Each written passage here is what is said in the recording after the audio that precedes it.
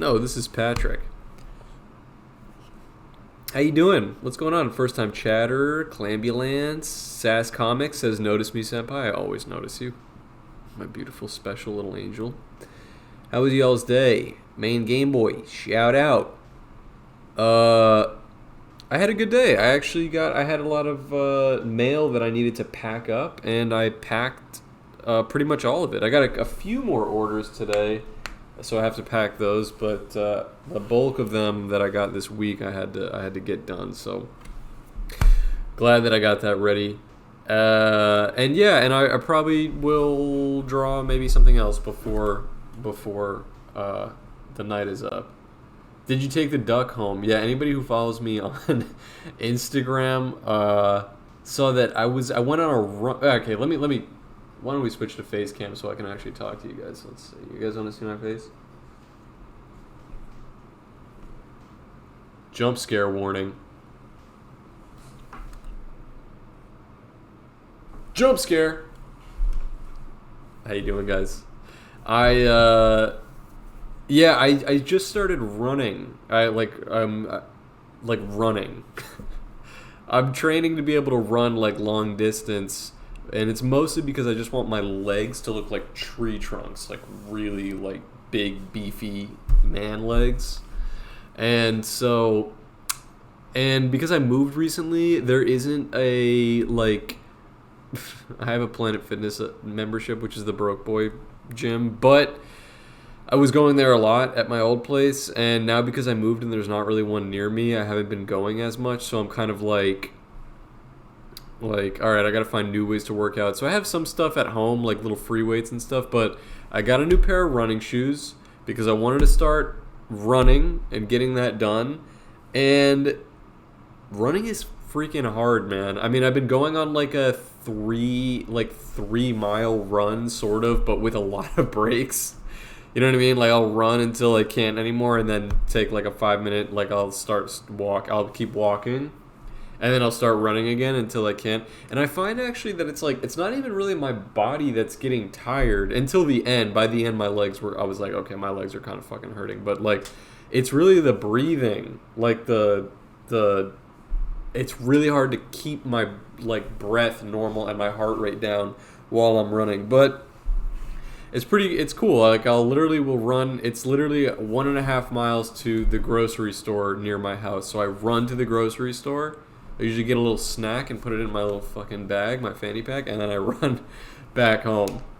So I did that today, and on my way back home, when I was in like a little walking period, I walked past this little duck, and the duck just started following me. I mean, as I was walking past it, I gave it a little like a little, like I do that with every animal. Like if I see a cat or a duck or whatever, I'll just give it a little like, let me pet you. But I kind of just did it in passing, and I think because I did that, it thought that I had food or something, which I did not, and it just started following me. But I was like, I couldn't get because birds are hard to read, like dogs and cats, you can get a really easy read on their emotion, but birds you can't. And I was like, I'm not sure if this duck is pissed and trying to get me, or if it just thinks I have food and it's trying to make friends with me. But I was like, I'm really not gonna it's like, I don't want to take the risk of getting bit by a duck, so I'm just gonna keep walking at a slow pace. But it was really like catching up to me. I have no idea why, but it's fun going on runs. I mean, my legs are killing me a little bit right now, but like going out, I always say this, and it's so true, is that when you go outside, you are guaranteed to see, like, things are happening out there. Like every time I walk outside, I feel like I have a unique experience with like an animal, or I see something cool. Outside is just amazing. So anyway, so now I'm running, and I'll keep you guys updated on the thick thigh situation. Did you touch grass? Yeah, I guess I did. But it's like I'll work out sometimes at home. Like I have like little free weights, and I have a jump rope that I was using. I really needed some new shoes, and so I just got some new like running shoes in the mail. And now I was like, all right, baby, we're going full swing. I'm going crazy. So And it's also good to get outside, like, especially because all my work happens inside at this desk. It's nice to, like, get off my ass and actually do something. And the gym, as much as I do like going to the gym, because it feels good to work out, sometimes it does feel like you're just in, like a box. Like, it's really, like the gym just doesn't look cool, and other people are really annoying at the gym, and it's not fun to be trapped in there. But running's fun. I mean, if I can actually work up to a point where I'm not like by the time I'm coming home, I think I'll really, like, I could get into the running thing. People always say that there's like a runner's high, that you get into like kind of a trance or something. And Savage Boredom. Thank you for the subscription, Savage Boredom. Make those gains. They've subscribed for 3 months on a hot streak. Love it. Oh, and he said earlier, dude, COVID fucked my cardio. I never caught the virus, but I stayed inside and got fat. I can't even lie. I was working out a lot at home during COVID. Like, I was trying to do my best to stay in shape during that time, but I was also boozing a lot during that time, and I was playing a lot of Minecraft. I would wake up, I'd work out in my backyard, and then drinking and Minecraft for the next 18 hours, and then like sleep for 10 hours and repeat. Something about that math doesn't quite add up, but it was like something along those lines. And now I'm kind of getting back into that, where I'm working out and periodically playing Minecraft as well. But anyway, so I saw we have some first-time chatters. Is it anybody's first time watching a stream? I think we're going to get right to the good stuff right away. I know usually I hop in here and I have some, like, guys, you're not going to believe what happened to me this week, but it's been a chill week. I'm back on my grind with the drawing. I mean, not that I ever left my grind, but I've been drawing a lot, which is cool. And I think Instagram finally lifted my ban, because my notifications on Instagram are kind of like getting back up to that point that I like it, where it feels like I'm getting a lot of new followers and stuff. So, baby, the countdown to 100K has officially begun. All right? As of the time that I'm telling you this, let's look at my account. Where are we at? The Zuck fixed it. Okay? I'm sitting at 99. Oh! Sass Comics subscribed at tier 2. They're subscribed for 7 months, currently on a 7-month streak. Holy shit! 7-month streak. Sass Comics, I love you, baby. Last week when I streamed, I think it was on a Wednesday, maybe a Thursday, but I did it like a midday stream, because I know we got some European friends. I know some of you guys don't like to talk about it, but there are a lot of Europeans in the chat. No, I love those guys, but they're all kinds of wacky hours over there. Like, I'll go live, like right now it's 7 o'clock my time, and like I'll see a message from somebody that's like, hey, watching from Norway. It's 3 in the morning here, but I'm still drawing, and I'm like, jeez, I feel terrible. So like, it was nice to have a little stream with them. I don't get as much viewership on the midday ones because it's like a weird time for people to pop in, but it was great. That was a really fun stream. So if any of you guys who were on that last stream are here right now, my EU homies, shout out. Love you guys so much. I actually just got an order that I packed up, which I believe is the first time I'm sending to New Zealand.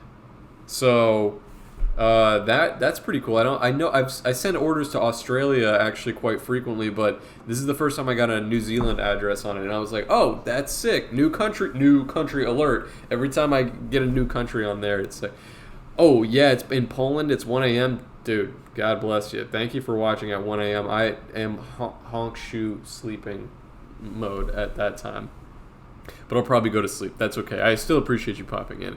Annie Gorlami says, watching from Mexico. Shout out Mexico. That's awesome. If you mentioned the day before I can go in early and get out of work out in time, Oh, I can go in early and get out of work in time for afternoon stream.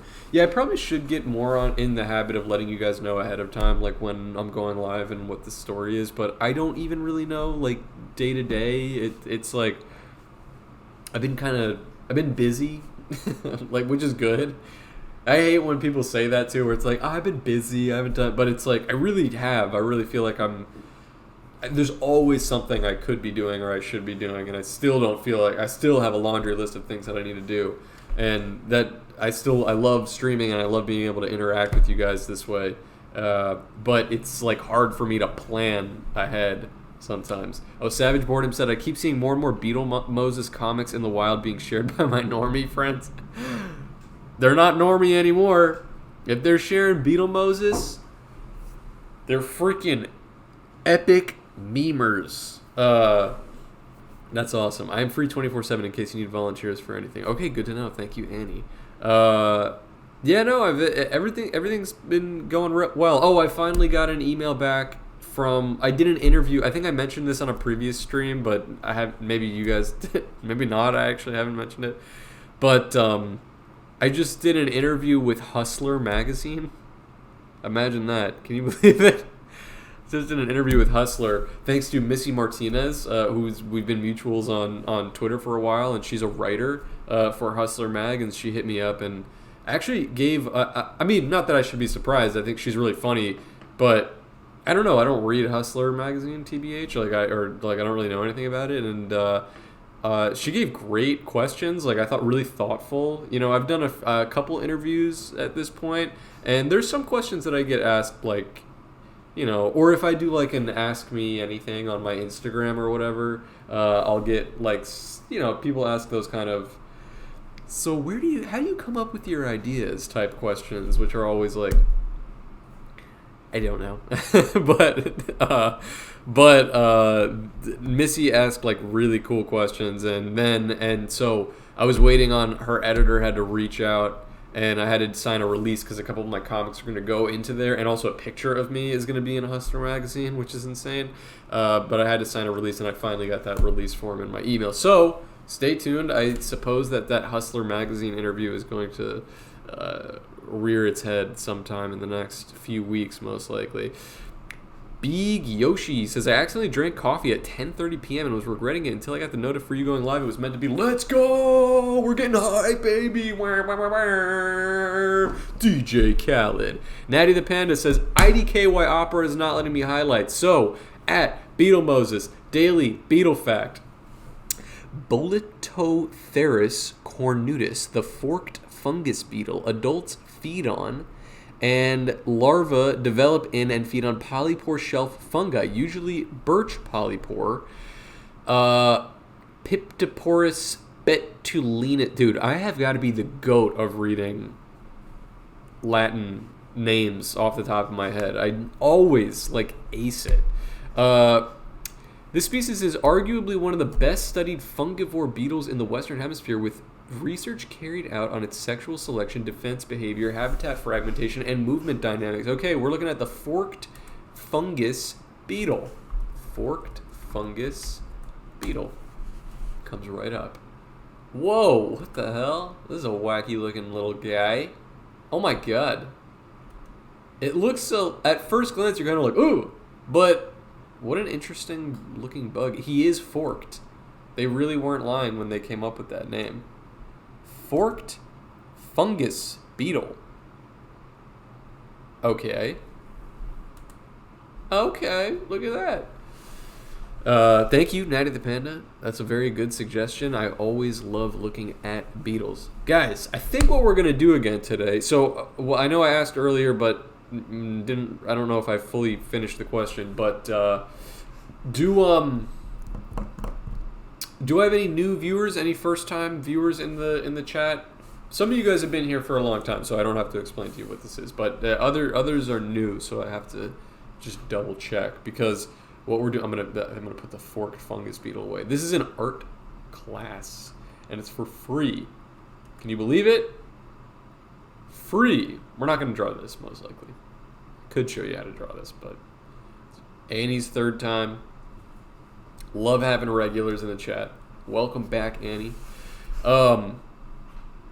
Well, regardless, I'll run through the spiel because maybe somebody will see this on VOD anyway. So, this is a drawing class, which means that I'm going to show you guys how to draw something with me.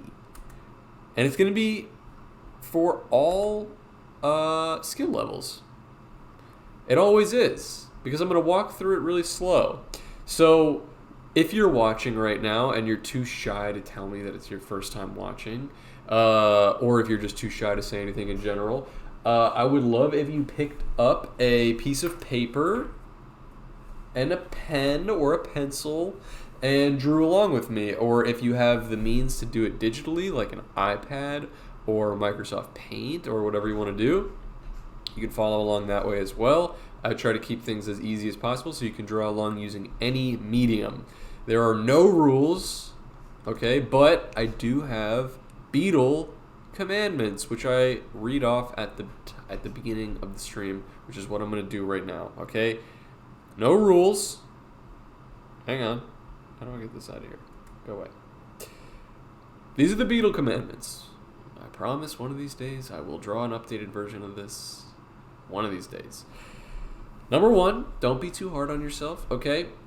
If you have an Etch-a-Sketch, yeah, you can absolutely use that.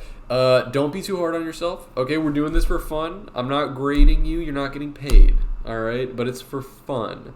I just did a little appearance on Thought Cops, who are friends of the podcast and online friends of mine for a while now. Grant and Kevin, really cool dudes. They have a podcast called Thought Cops. Some of you may listen to it already. They're super funny. And they had me on last night. I think that episode's going to go up sometime maybe next week. And we were talking. We had what every artist is talking about right now, the state of like the art world and AI and stuff like that. And I've certainly like, you know, pretty much spoken about it until my face is turned red about AI on this stream, and probably don't need to go too much into it again. But what I did bring up on the podcast last night, and what I'll bring up with you guys again, is that it's funny that I see a lot of artists on Twitter who are in the replies of AI art bro posts and berating them because it looks bad, or because they're not creative, or they need to pick up a pencil, and just saying you're an idiot, you're taking jobs from people, you're all this blah blah blah. And all that is kind of true. Like I agree with the sentiment, but I don't know if I agree with always like the delivery, because I don't really think, first of all, those guys like AI bros, you're not gonna convince these guys anyway. They have like a certain level of standards that you're just not like. Do we need these guys? Like, are we really trying to win over the hearts of the AI and crypto bros on Twitter? No. Who gives a fuck? They're always going to be there. Does not matter. But what I don't think is what I think is interesting is I think there's a way more positive way to spin it that I would love to see a lot more artists do too. And I'm really not trying to sound like fucking Gandhi here, because, well, maybe I am. Whatever, doesn't matter. But it's like, you know, I think it's way better to encourage people to draw rather than try and doom and gloom, like, you guys are the reason we're never going to have jobs, and you guys are the problem with the world, and me and all my artist friends, we're all broken. It's all because of you. It's like somebody who's just starting their art career, or who's not a career artist but maybe an art hobbyist, or, you know what I mean, or thinking about maybe like quitting their job and doing it full time, like a certain streamer who's talking to you right now did just over a year ago.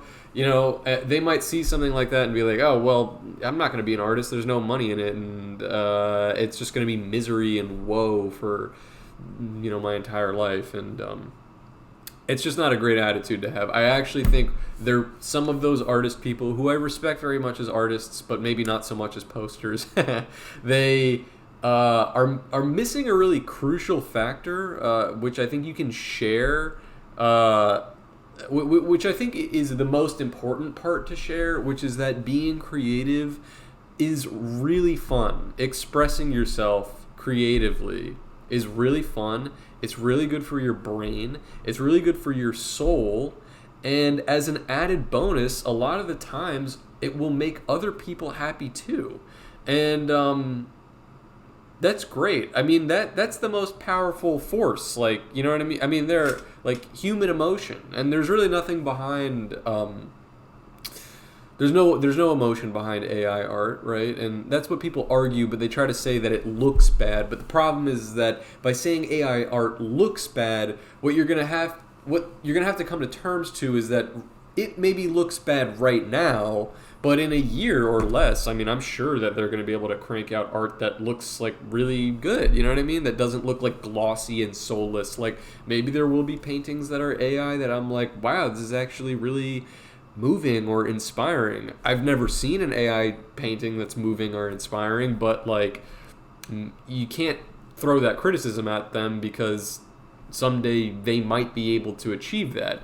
But what you should say is that, hey, actually, it's really fun to make art, and it actually makes you feel good when you express yourself, and you're it's fun. So anyway, that's kind of why part of the MO or the mantra that I had when I started these streams, and it's still going strong. I still feel that way. And I saw that Big Yoshi just said, I gotta say, ever since last week's live stream, I've been trying to draw a silly little doodle every day since to improve. That's fantastic.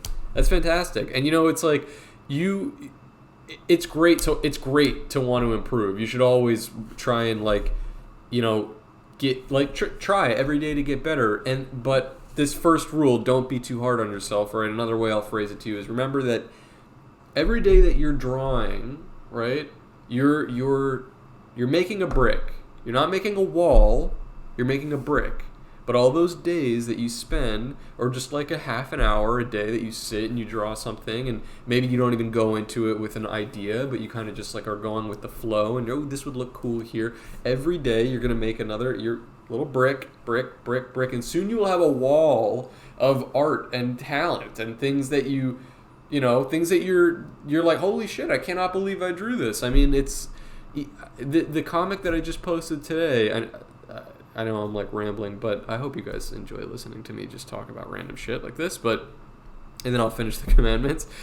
Even just today, I posted this drawing, a comic of the rat hitting the Dougie in the Mice Utopia, which I was watching the Down the Rabbit Hole Frederick Knudsen.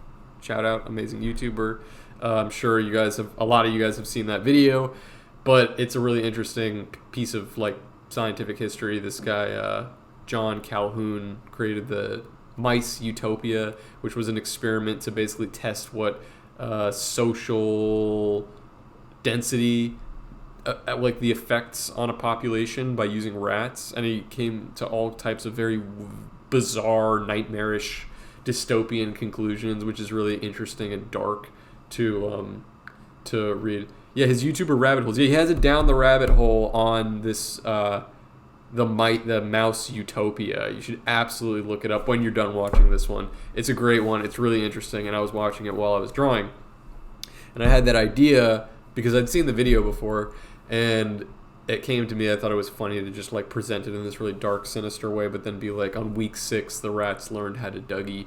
But I knew when I went into it that I was like, this is going to be really complicated to draw. It's a really complicated, I was looking at it as a reference, but I was like, it's a really complicated structure, and then drawing the rats, and then drawing a rat Dougieing, and all this other. It was a lot going on. It was a busy drawing and complicated, and I think Beetle Moses when Arachnid Ramses walks in the room. That's really funny. I haven't heard that one before. When I went into that drawing, I knew it was going to be complicated and it was going to take me some time. And what's interesting, and a little slice that I will share with you, is that I didn't learn how to draw like architectural structures or rats doing the Dougie because it's something that's like in my bag from drawing all these years. But what I learned is to feel comfortable taking the leap to draw something complicated or outside of my comfort zone. Because now, the year that I've spent doing Beetle Moses, I've had to do that countless times where I've had ideas that I'm like, I don't know how the fuck I'm gonna draw this, but I have to let me just do it. Let me just try it. Give it a shot. sometimes it works out, and sometimes, you know, sometimes they're like, this didn't really work out so hot. But more times than not, it works out. You know what I mean? It goes well.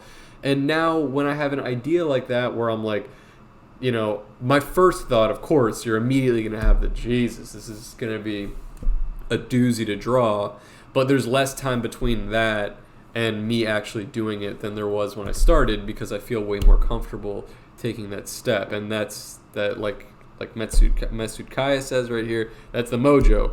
It's like singing, you hear the note before it comes out of your mouth. Yep, it's true. You just like, you got to feel it. You know what I mean? You feel it out, but you get there and you build that confidence up by drawing. If you can, draw every day. And it doesn't have to be drawing to post or drawing to share it or anything. Just draw for yourself, draw for fun, you know what I mean? But you should also post. I think posting is a fun part of it, actually.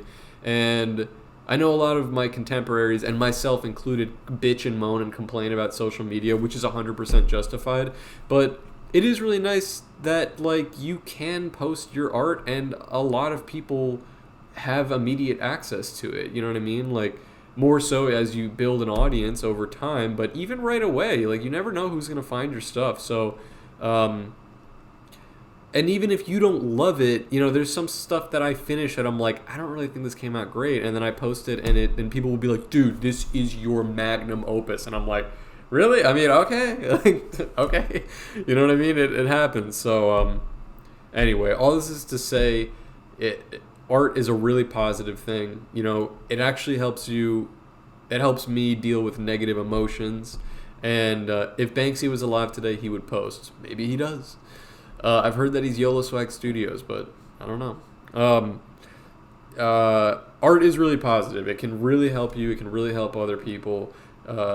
And so you should make it for that reason. And you shouldn't have it in your, you know, whatever the mantra is in the back of your mind. You should not be telling yourself, like, I'm never going to make it. AI is going to take all the jobs. I'm never going to be able to blah, blah, blah. Guys, I don't know. There's other things that are going to kill us way before AI takes our jobs, honestly. It's like we got way more shit to worry about. And I would just say draw. Draw for yourself. Don't do it for anybody else. And don't be too hard on yourself, all right? That's rule number one. The last thing I'll say about it, there is a free Beetle Moses Discord for the art classes where everybody's going to be sharing their drawings after the stream. If somebody wants to type !Discord into the chat, Nightbot will drop a link for you, which is never going to expire. It's an invite code to that Discord. It's totally free to join. We have over 200 people in there already, and that's where everybody shares their drawings when the streams are over. So if you want to check them out, they're going to be over there. But when you send it over there, I just don't want to hear anything that's like, yo, my drawing sucks. I suck at art. I suck at life. You know, sorry guys, I got to blah, blah, blah, whatever. You know what I mean? It's never true. Don't say it. Just post it. And if you really are feeling like, I'm not really crazy about how this came out, you know, there's a way to phrase it that's not so harsh on yourself. You just be like, you know, I really gave it my best, but I'm not crazy about how this one came out. Does anybody have feedback about what I could try next time? You know what I mean? And people will help. It's been an extremely positive, I mean, everybody over there is as nice as can be. It's an extremely positive community. And there's people at all different stages of their art journey. There's people that are, we're in an ad.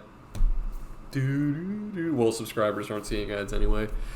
Anyway, I'm finishing my rant anyway, but there's people at all different stages of their, you know, art, what do you call it? Of their artistic journey. We have some people who are like career artists in there and like extremely skilled artists. And then we have people who are like at the beginning of their art career or their art journey.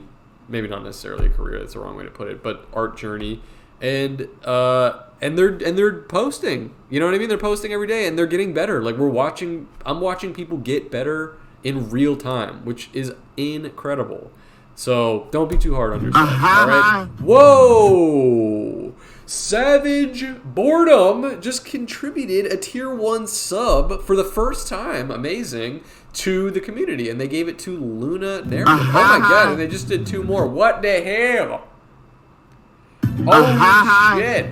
2 less people to get stuck in ads, dude. Oh, they gifted another one. They gifted a second tier 1 sub to Papa Stallion. Dude. Savage Boredom. Thank you for gifting the subs. God bless them. And Luna Narrative and Papa Stallion, welcome to the rest of your life. You are now subscribed to the Beetle Moses Twitch streams. Okay, so don't be too hard on yourself, and I hope to see you guys in that Discord. I'm very excited to see your drawings after the class. Number 2, go at your own pace. I'm going to try drawing things really slowly today. I always like to keep things at a level that I think you guys can understand. I mean, understand. You can understand everything fine, but sometimes I don't explain things quite right, or I'm just breezing through and you feel like you're kind of losing me. And just let me know. As you can see, I'm watching chat, so don't be shy. If you feel like you need me to slow down or go over something again, please speak up in the chat, and I will be happy to go back over it again. Okay, go at your own pace. And then number 3, try new things. It's how you get better. This is for today, but also for days that we're not streaming. I would say if you have an idea, like some people have been saying that they're drawing on days off, you know, like trying to draw like doodle little things every day. If you have an idea that you feel is outside of your comfort zone, draw it. Draw that thing that is outside of your comfort zone, okay? You have to do it. You have to do it. If you want to get better, you have to get a little uncomfy, all right? So if you have an idea and you're like, I want to draw a gorilla and he's riding a giraffe, like, and you know, like a knight in shining armor, but he's wearing coconuts as his armor or something like that. Be like, wow, it'd be a brilliant idea. I can totally picture it in my head. It's like, totally. I wish I could draw that. Do it. Do it, okay? Look up a gorilla, look up a giraffe, look up an image of a knight for reference riding on a horse. Sketch it out. I use references every day. Every day when I'm drawing, I'm looking at a reference. And the first time that you draw something, you'll need a reference, and you might be like, okay, that came out a little bit wonky, but at least I tried. The second time you draw something, you might still need a reference, but you're going to be like, that actually looks pretty good. And then the third time, you won't even need a reference. I guarantee it. It's going to be in your bag. But the first step is trying something new. Okay? That's my spiel. I say it every stream. I'm going to say it every stream from now until forever. Instagram introduced AI stickers today. It's over. What does that even... What does it mean? What does it even mean? It's interesting to see these really big companies that are like leaning into the AI thing when it's like clearly a very contentious issue, and it's something that they could very easily just not touch. And it's like they're already using AI so much. Like Instagram is literally run by bots, stupid bots. It's run by like a fucking Roomba. But like, just keep it behind closed doors. You know what I mean? Like, you don't have to be like, hey, check it out, AI bros. We're doing the AI thing. You like that? Because it's like there's a ton of people that are like, no, this creeps me out and makes me uncomfortable. Disney did it with the fucking Marvel intro. They used like an AI. You guys see that? That was really kind of when I first stepped into the fray about the AI commentary, where I took this like, I'm sure a stance that pisses like art Twitter off, because art Twitter is just a bunch of boo-boo monkey babies. But everybody was just like, guys, if you want to be a career artist, just don't do it. It's so over for us. Trust me, I'm already a career artist and I have a job in the industry. I can see where things are going, and guys, trust me, you don't want to be here. You don't want to do it. All right, trust me. Become an electrician, because you don't want to be an artist. I remember seeing a person with like 50,000 followers at the time on Twitter who was like a career artist, some fucking who knows what, some moron that was reposted that Marvel intro and was saying all this crazy bullshit. And I was like, dude, you do not deserve to have a job in the industry. Holy shit! Sass Comics is gifting 5 tier 1 subs. Holy shit, to the community. Do you guys just really like when I'm talking shit? Is that what it is? We've gotten a lot of sub gifts while I'm just like running my mouth. Sass Comics gifted one to Socks JPEG, Annie Gorlami, Shoes XXL, Cozy VT, And Uncle Ding Dong. Dude, swag. That is so many subs. Swag. Dude. Thank you, baby. Thank you, Sass Comics. I see you. I love you. Bless you. I really appreciate it. Sweet Hellwolf. Hey, Beetle. It's my first time seeing your stream. Dude, I'm so happy you're here. Yeah, I happen to be talking shit about art Twitter, which I'm always bitching. You guys know I'm the one-stop source for telling you like it is about these fucking BABIES on Twitter. Alright? Baby Zone. Art Twitter is a bunch of babies. I feel like they've sort of moved on a little bit. Like, now we're in a different phase where they know they've already not lost the war to AI, because like there is no losing. It's not gonna happen. But Gumshoe, what's up, baby? Celebrity in the chat, dude. I have to shout out Gumshoe. If you guys do not follow them on Twitch, unbelievable. First of all, better artist than me. High key, better artist than me. Alert. They do streams. They're extremely talented and a friend of the streams. So please give them a follow. Shout out Gumshoe. I'm very happy that you're here. Yeah, art Twitter is really annoying. Holy shit. Gumshoe from Gumshoe? That's sick. Yeah, art Twitter is just like, it's just, you're welcome, baby. It is what it is, man. Twitter, like, all the things that are going to trend on Twitter are people whining and bitching and moaning. And I feel like I don't see it so much anymore, because I think people, like, the AI art it's just not a hot topic anymore. It's not that artists, like, lost the war to AI. It's just that, like, AI bros aren't going anywhere. I don't think they're active. I think they're actively seeking converts. They're like Jehovah's Witness, like they're trying to get like, hey, check out this AI art. Doesn't that look amazing? But I don't think they're really getting converts. I think like there's just as many people who are picking up a pencil for the first time and trying to be artists, if not more, than there are people who are like, AI art is cool. Maybe I'll become like the most annoying type of prick online. You know what I mean? It's just two different things. They're two ships in the night. There does not even need to be a war waged between these two, honestly. There should be some laws that are protecting artists, I think. I'd love to see that NFTs tanked. Honestly, it's like, dude, did anybody not see that coming? Like, that was the least surprising headline I think I've ever read, that it was like, Bored Apes are worth $0 now? I'm like, I'm surprised it took this fucking long. I mean, it was never worth anything. Like, what? That was so weird. Yeah, not a shocker. Not a shocker at all. But it also is a little silly to me now. It's like, look at all these people that were blue in the face screaming about NFTs. No!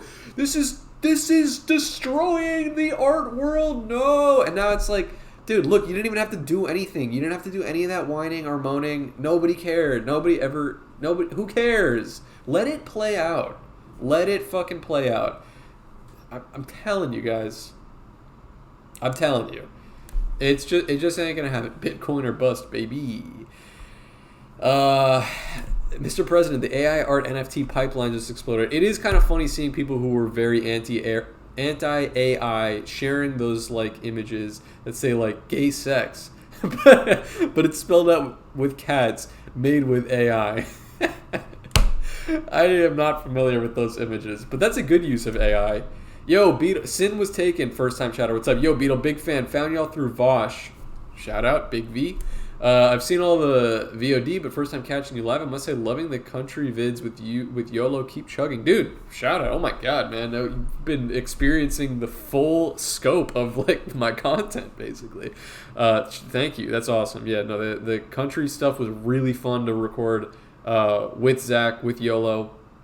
That stuff's on the Cold Cuts YouTube. If you guys have not watched any episodes of Cold Cuts, I think we're on a slow release of some of the best content that we've ever put out, because I visited him in person, and for the first time in like 10 years, even though I see him every day, like digitally, we haven't actually hung out.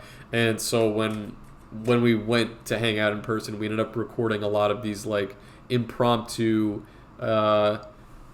podcasts without really any structure, and I had brought with me this, which came in so clutch. Thank you, Past Harris, for knowing to buy this shit. This was so clutch.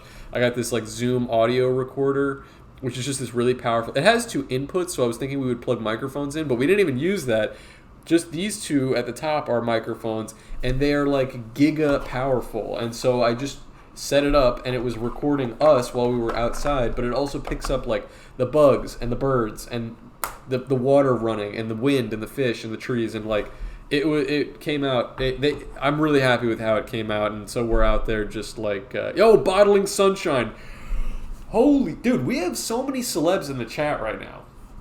Bottling Sunshine, another incredible artist, like better than me, more talented than me, and they do streams. You should absolutely follow Bottling Sunshine, especially on Twitch, but everywhere. They're posting through a lot of Baldur's Gate stuff, which looks amazing, but totally goes over my head because I have not played the game. But Bottling Sunshine's an amazing artist. What are we talking about? Well, I was just talking about these new Cold Cuts episodes, which you guys should check out. Really cool. They're like Skinamarink style podcasting is almost what it looks like, kind of. You bring so much joy to people, I can't compare. Don't make me cry. Please, Bottling Sunshine, log off. Log off. You said enough. I'm going to need you to log off. Thank you. Thank you. I love you guys. I love Bottling Sunshine. Anyway, and before that, I was talking about, I was making fun of Art Twitter. I talk about bringing so much joy to people, and I'm like, Art Twitter is a bunch of babies. They're whiners. They don't deserve to have careers as artists. I'm like, I'm not talking about anybody in particular. Well, there are people who come to mind in particular, but I'm not pointing. I don't want to name names. It's like all of Art Twitter. It's just a problem. Like, people cannot stop whining about AI, and it's like, guys, I promise you, let it play out. Continue drawing, make things that you really want from your soul, and just let that shit play out, because trust me, all right? If you are an artist that's worth your salt, you are going to carve out a niche for yourself that's going to make you very happy. That's what's important, and it'll make it in a perfect world. It makes other people really happy too. All these artists that are bitching and moaning about AI, I really do feel like they've just lost their way somewhere along the line. That it's like, guys, do you remember why you started? Even I have to sometimes remind myself, because I get caught up in like, is like, you know, is this comic that I'm making right now like gonna reach its intended audience, or are people gonna get it, or are people gonna think it's funny? But I'm like, I have to remind myself, I'm like, no, that's not why I am doing this for my audience. Like, I do want to share as much of myself with you all as possible. That is part of it. But it's not for the viral hits. It's for making people happy, which makes me happy. You know what I mean? And what I've been finding, which is why I feel like I've been very charmed as a career artist, is that surprisingly, a lot of the things that make me happy just so happen to make other people happy. You know what I mean? There's a lot of artists that's not necessarily true. It might be very outsider or dark or niche or, you know, twisted or unusual or not inaccessible. You know what I mean? And there's a lot of merit to that. Those are some of my favorite artists. It's harder for those to find their audience, but you guys get what I'm getting at. I'm rambling, but the whole point is that making art is a beautiful thing. It is literally the closest we are to, I don't fucking know. How can I put this right? It's the closest thing to godliness. Like, when you are creating things that are outside of yourself, be it visual art, music, it is literally taking something from inside your mind and making it exist physically. Not in music's case, but sort of in music's case, I guess, like on a record or something. It's literally taking something that's inside your mind and making it manifest physically so that other people can experience. It is literally like, it's like paranormal. It's insane. And AI, I just don't sweat at AI because it just doesn't compare. It's not a human experience. It's just not, it's not.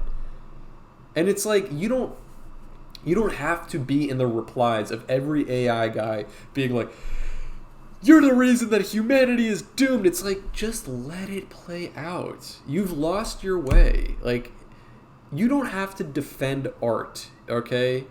It's almost like white knighting for like a really beautiful woman that doesn't even know you exist. Do you know what I mean? I don't mean that in like a harsh way. It's just like, art isn't going anywhere. People are always going to be making amazing stuff. Do you want to be part of it and just continue down that road? Or do you want to just like stand outside and just be like, you're not an artist, you're not an artist, you're not... No, that's not helping anybody. You can help yourself and you can help everybody else by getting the fuck back inside and just drawing yourself. Just keep drawing. Ignore all this other bullshit. I'm sure that rant made no fucking sense, but if any part of that made sense to you guys, you know, I don't know. Art is so amazing. Sometimes I surprise myself by how good I can be when I'm trying to make something new. Yeah, dude, like, or sometimes like I'll like I don't even realize like bottling says that art is my hot big titty girlfriend and she needs me to be her shield. There you go.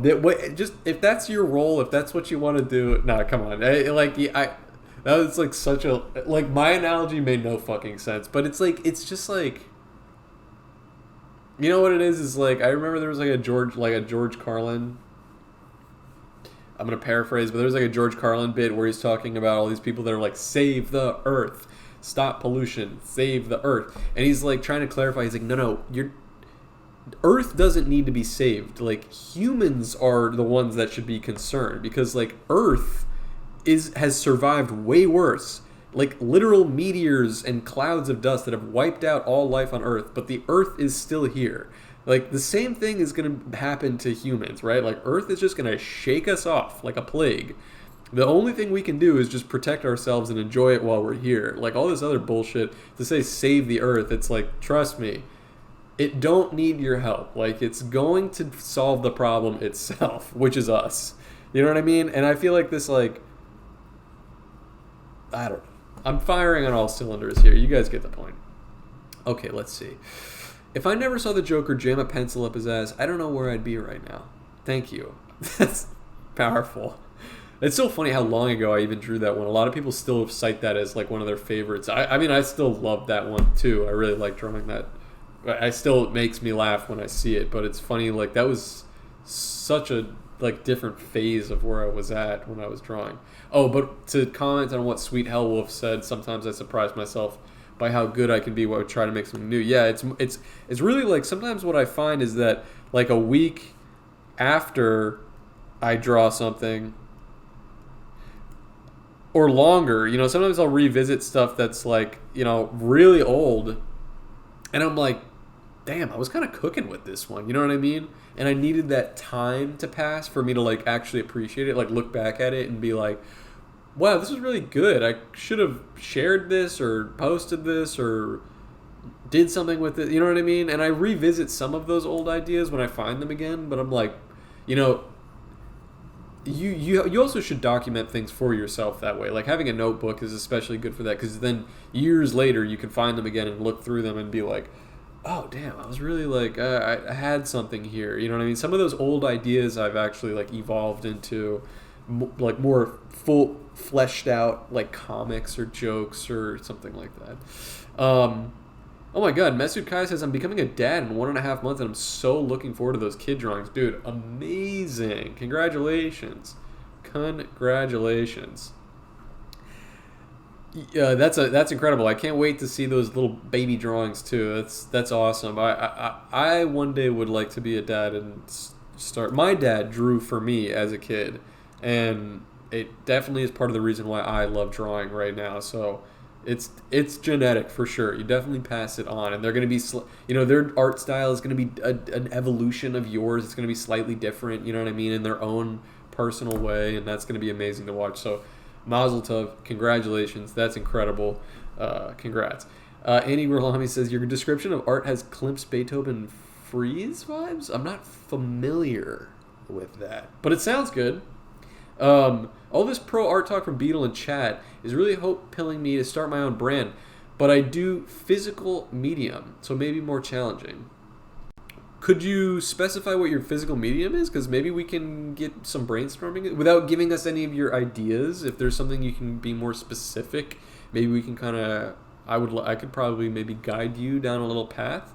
Or if you wanted to message me about it, I would be happy to kind of like help you get started. Because I love seeing people start like, you know, like art careers and like taking a chance on themselves. You could absolutely do it.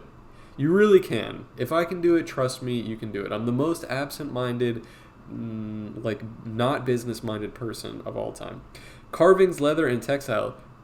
Dude, that is such a fresh... Check phone real quick. I will in a second. Yellow swag in the chat. That is such a fresh material to be working with. I mean, there's some artists that I follow that do textile work and also do like really interesting work with like crocheting and knitting and sewing, like different designs and things like that. I actually think people really like seeing like unique takes on like, especially with something like that, like specifically bone carving. Bro, you please start posting if you're not posting your shit already, please start doing it and selling it, and you could 100% build a huge audience doing that. Is so fucking badass. You could absolutely make that into a thing. And I would say what you should do is that if you have like, here's how it worked for me, and you might be a totally different artist with a very different like style or vision. But I'll tell you what worked for me, which is broad, so maybe it will work for you. If you have a really wacky idea that you feel like is not only outside of your comfort zone, but won't get like the attention or interest that you think it will get because it's like unusual, do that thing. Don't try and make something that you think people are going to be into. If you have an idea that you're like, I think this will look really cool and it'll push me outside of my comfort zone a little bit, that is going to be the thing that's going to carry you away, I promise. And I mean, just the fact that your bone carving is such a like niche, unique style of art that I would 100% say, like, there is nothing stopping you. You should 100% go for it. Let's see here. Oh, okay, Yellow Swag, if you're watching, are the 17th or 19th October work for you? Let's go 19th of October. 19th of October. Sounds like we're doing another episode of Cold Cuts with Your Movie Sucks, Adam, and Kyle Edward Ball, who directed Skinamarink. We've had both of them on before, and now we're trying to plan an episode with the two of them together, which would be really, really cool.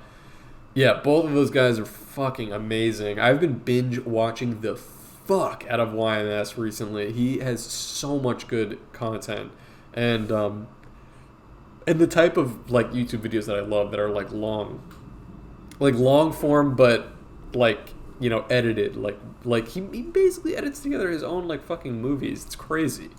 He's super funny. I just watched his entire, over the course of a couple days while I was drawing, but I watched his entire video on The Lion King, like the remake, the live action quote unquote remake of The Lion King. I just watched. So funny. Oh, Sweet Hell Wolf says, yeah, I'm more experienced with physical media, specifically with watercolor. I have no idea how to market myself. Okay. Sweet Hell Wolf, you have got to look up two of my favorite contemporary comic artists, okay? You don't have to be a comic artist if you want to do your own thing. That's okay. Anna Laura Art, unbelievably talented, all watercolor. Anna Laura Art. You've probably seen her work before. They go super viral because they deserve to. They're fucking incredible. Unbelievable use of watercolor. Really like bright, vibrant, lively tones. She really uses the medium to an amazing effect, especially in comics, like very unique. Other one, Alex Crocus. You guys know him. You love him. He's been on Cold Cuts. He makes the comics with the raccoon cartoon characters, and most of them are also in watercolor. He utilizes it in a way more smoky, dim, like pastel, not pastel, what's the right word? Lots of blues and grays and maroons and muted colors, and to the effect of like life in New York, and amazing, super funny, amazing comic artist, Anna Laura, and Alex Crocus. If you want to look at some really cool watercolor comic art, just to inspire you, like, oh, I didn't know that it could be used this way. Watercolor is an unforgiving medium, but I actually find that a lot of my favorite artists, those two, and also House of Decline, for example, none of his stuff is digital. None of my stuff is digital. I mean, I color my stuff digitally, but look, all the things that I draw are in a notebook. I draw them all by hand with a pen. And then I scan it just using my phone. Here's the But I'm a Gleep.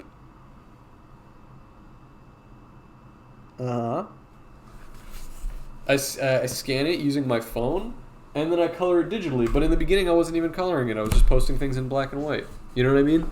House of Decline, he does the same thing. He uses these like brush pens, draws everything in like a notebook, and he posts them online. He like scans it so that they're like fully black and white. What is it? What's going on? I'm not sure if it's cool to drop in the chat. Wait, you can drop whatever in the chat. What is it? As long as it's not like a graphic, nothing graphic. I didn't see it. Yeah. You're just trying to share your Instagram? Yeah, 100%. Plug it. Tell me. Coloring digitally is I like coloring my work digitally because it's quick, it's instant, it's forgivable. You know what I mean? I just am so used to drawing things by hand in a notebook that I like the effect that it produces by drawing things with pen. But coloring digitally is it helps me experiment. I can do like a lot more different stuff. What image format do you use when you scan your drawings? I mean, I'm just taking a photo on my phone, and then I'm like upping the contrast. So I don't know what that would be. A ping? JPEG? Something like that. It's nothing like super high quality, really. But when I make prints, I vectorize them so that they come out nice and, like this one, for example. I have some of these prints sitting here. Like that. See that? Very nice. Very nice. I see Sin Was Taken dropped their Instagram link right there. If you want to check them out, I'm definitely going to be checking them out afterwards. That's super fucking cool. Winter's Carving. That is really, really cool. Okay. Kyle Alone episode. One more. Okay. Second or third. What days of the month are those? Can I text you back at when I'm not streaming? Sorry, YOLO swag. I gotta look at a calendar, but let me finish this real quick. Okay, popping in at work right now. Hey Beetle, what's up? Donna Brand, celebrity setting in the chat. Okay, let's draw something. Let's draw something together. So I think I'm gonna do what we did last stream, which was really fun, which was that I had the audience choose two things. What site would you say is best to grow as an artist? Let me think about that, and I'll answer in a sec.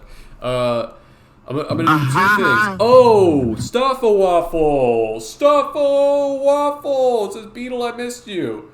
Subscribed at tier 1. They're subscribed for 7 months. That's amazing, dude. Stuffawaffle, I missed you too much. I missed you, baby.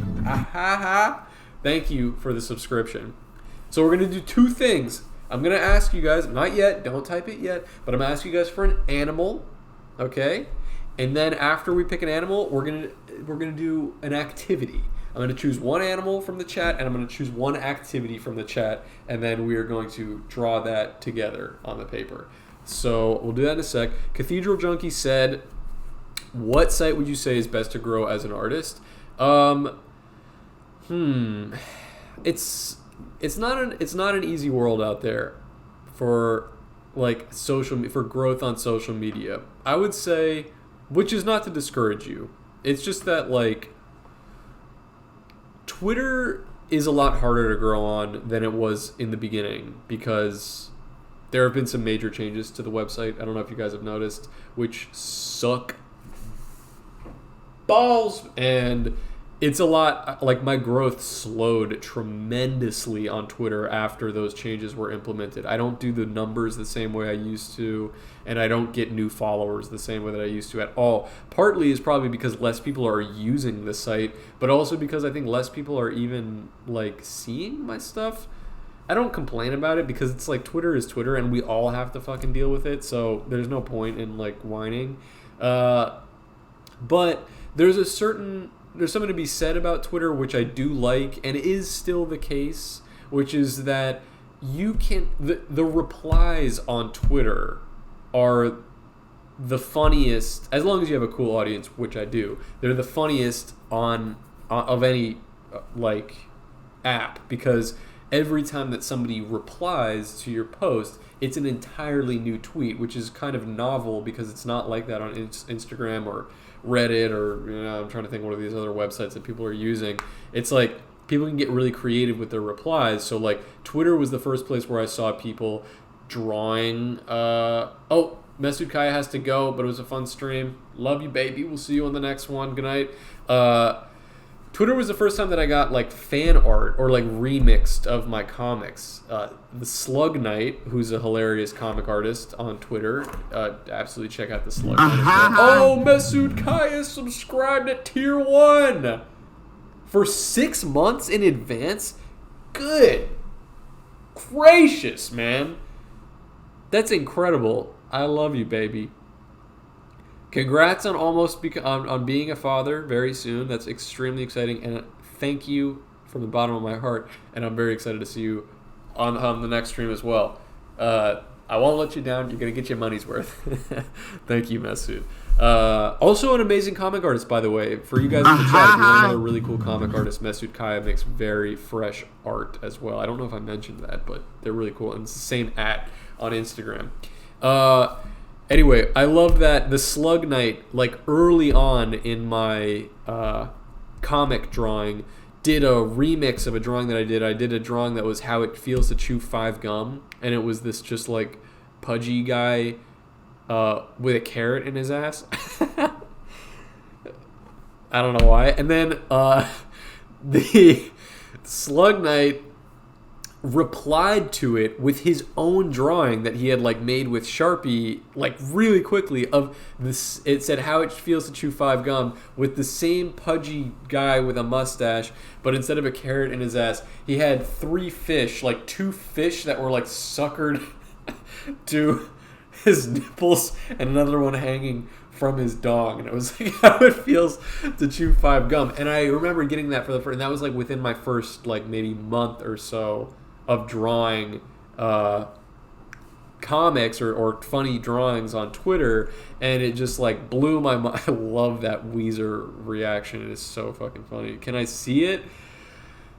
I don't know. I'd have to find it. It's way the fuck back. I mean, that was, like, beginning of Beetle Moses. I don't know where I would find that. I mean, I can show you mine if I scroll back in my thing. It's definitely down there in my posts, but I don't know if it's really fun to watch me scroll through my phone. It's pretty much exactly how I described it. I mean, that's what it looked like. But that response was so funny from the Slug Knight, and definitely made me like, okay, I think I am a Twitter head now. Like, I was like, wow, this is really fucking fun. Oh, here's the drawing that I did. This is the how it feels to chew 5 gum. Notice this was still at the era that I was not coloring in my posts. It was just, and it's just a guy with a carrot in his ass. And then this was like in an early era. Here's another one, 2-panel. Look, no color. And this one I just did shading, where it's like E.T. phone home. And then we see inside the spaceship, and E.T. sent a text, and it's like, bro, please come pick me up. There's 0 bitches here. Oh, God. Honestly, a lot of heaters on the old Beetle modes. Like if you want to scroll back on my fucking, I mean, look, I got so many fucking comics now.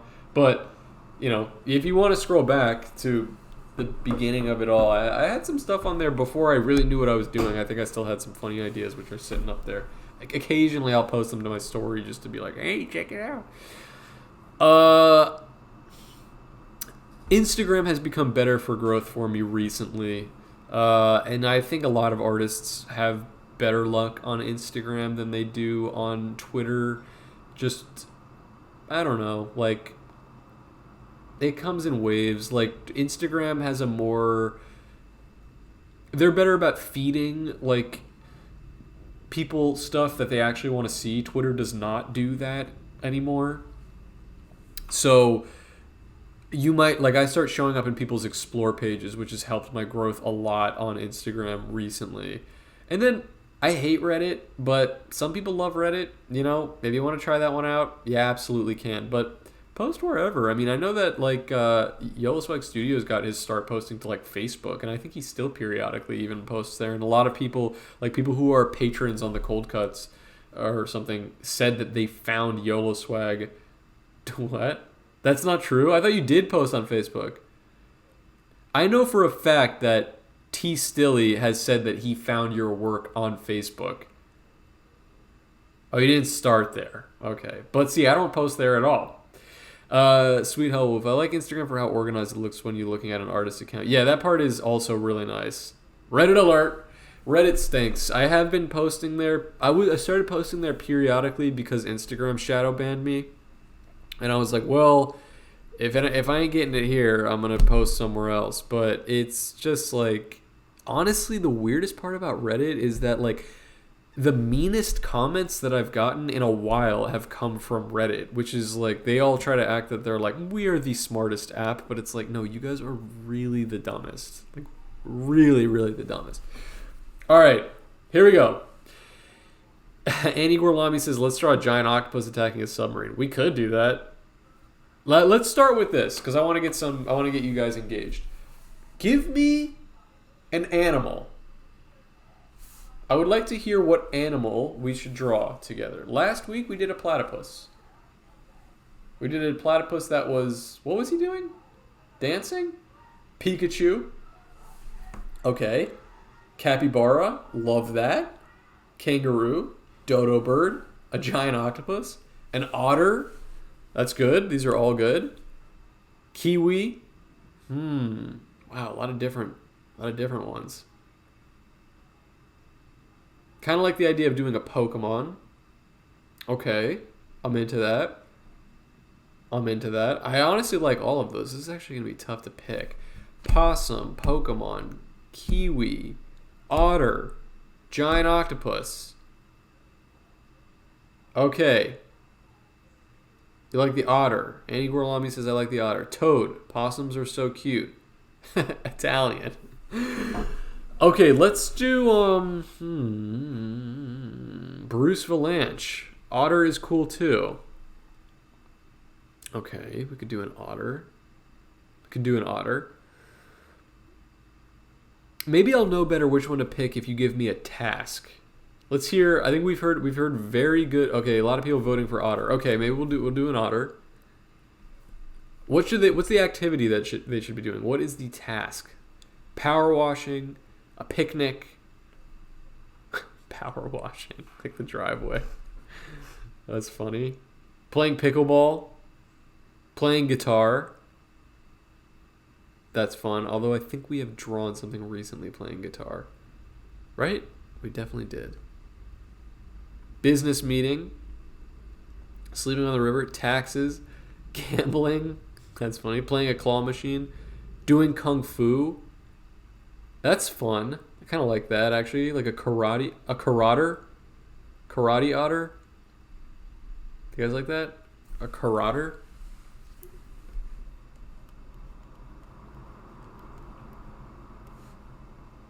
Karate?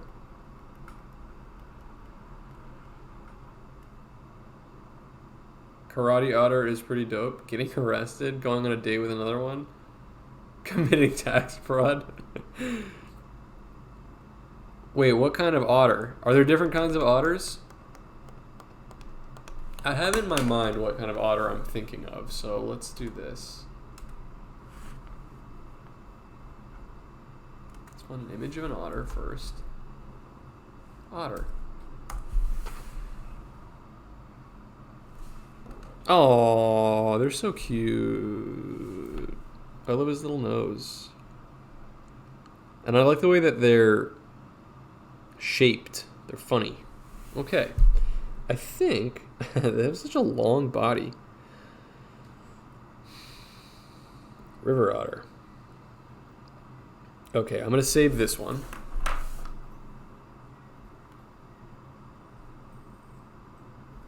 Okay. Save image as. Or can I just copy it? Let me see if I can copy and paste. So much easier. Copy image. I always feel like when I'm trying to edit, paste. Oh, it worked. Okay, that's so much easier. Whoops.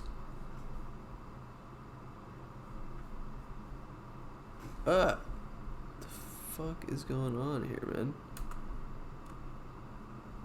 An otter. Okay.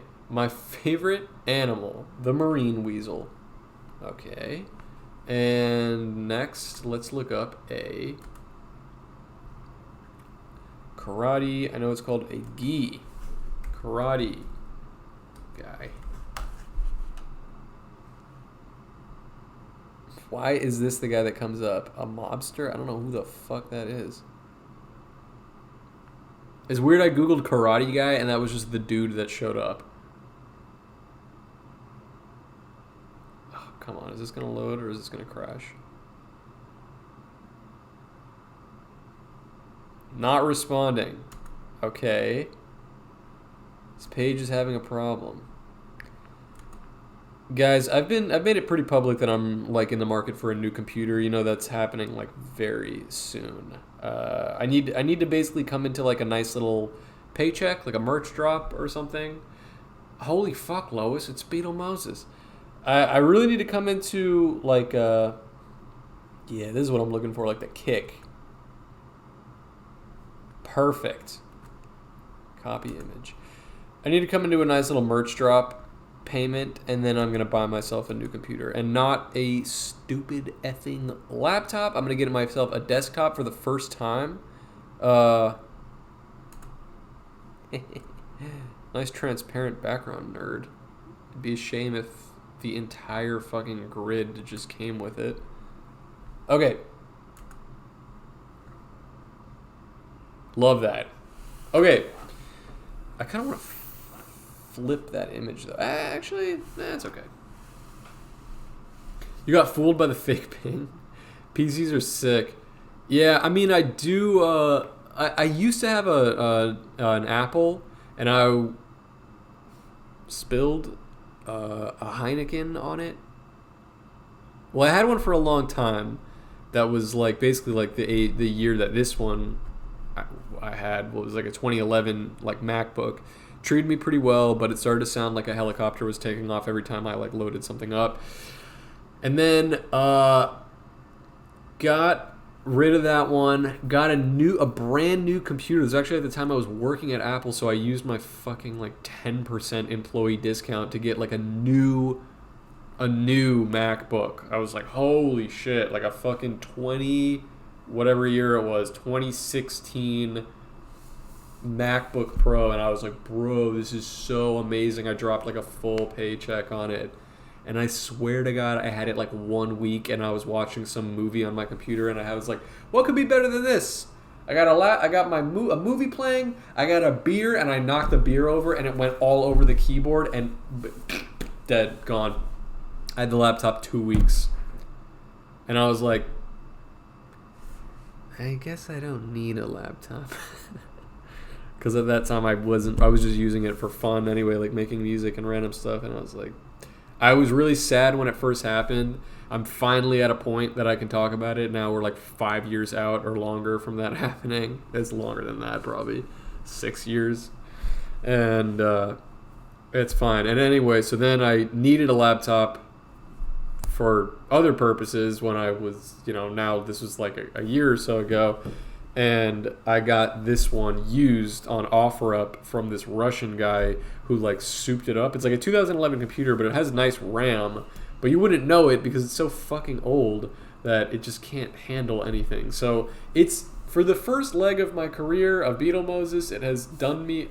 I love you. I'll always love you, this computer. But holy shit, it's time for a fucking upgrade. And what I really want to be able to do on these streams, I mean, I love the drawing classes, and that's not going to stop. But what I really want to be able to do is bring some of these other artists that I love onto the stream. Like even some of the people in here, Gumshoe, YOLO Swag Studios, Bottling Sunshine. Like some of these guys I would love to have drawing with me. I know like programs that we can share a canvas and draw together and just talk about art.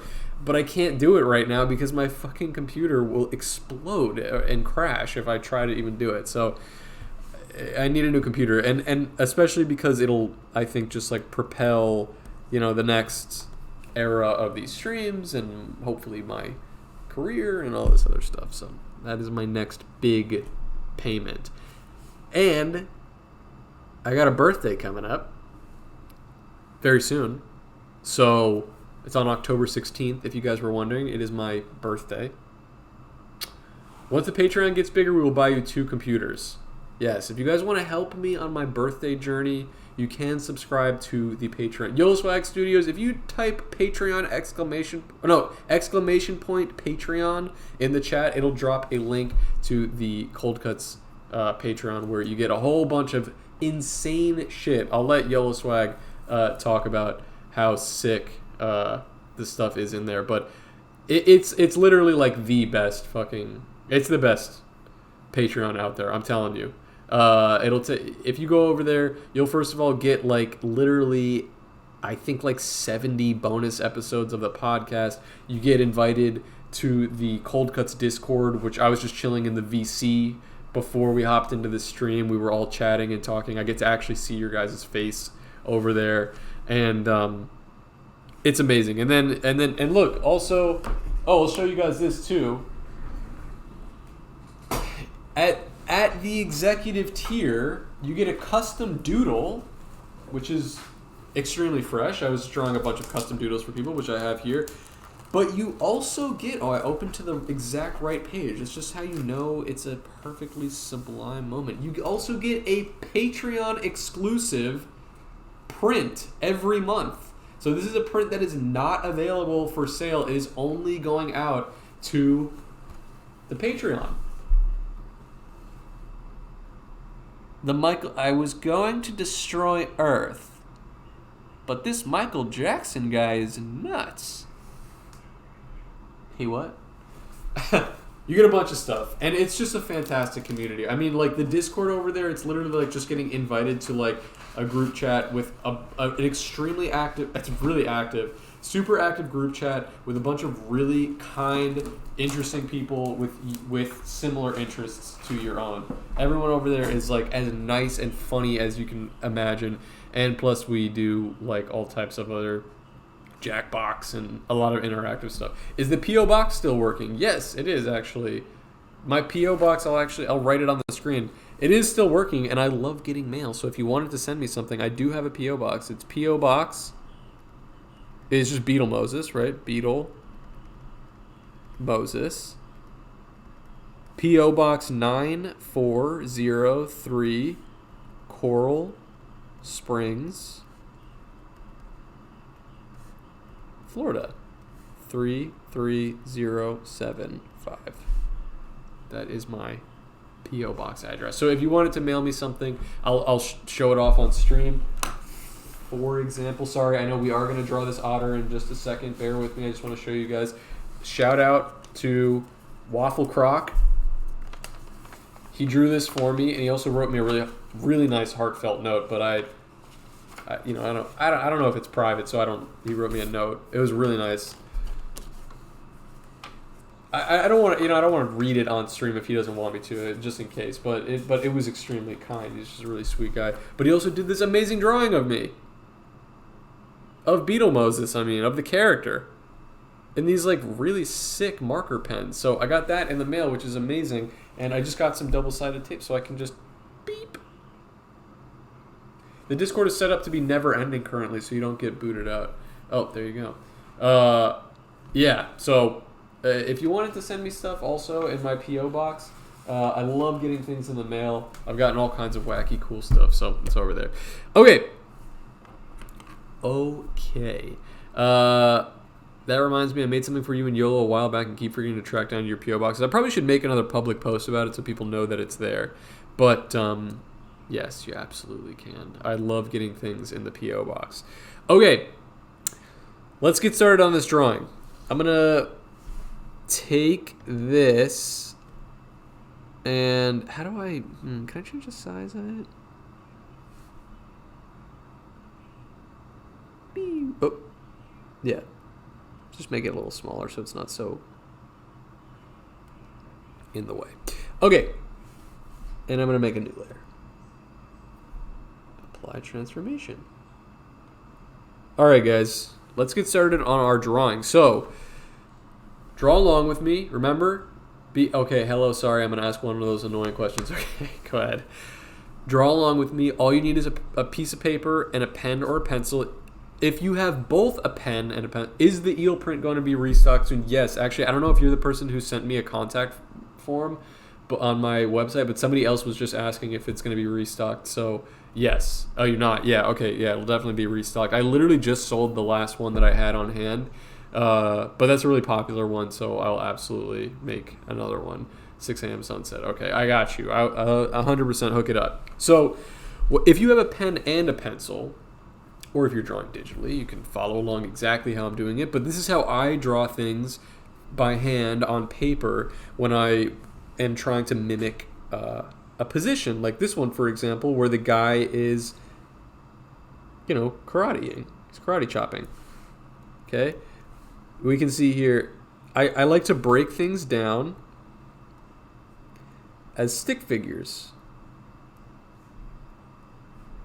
Just to outline what this looks like.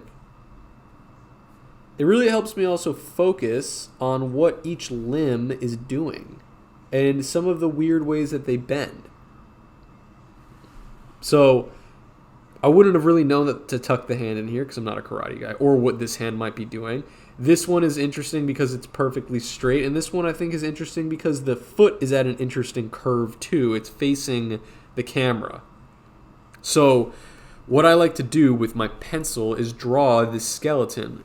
In this case, we're getting a little goofy, and I actually did this on my comic that I posted today when I drew the rat, hitting a Dougie.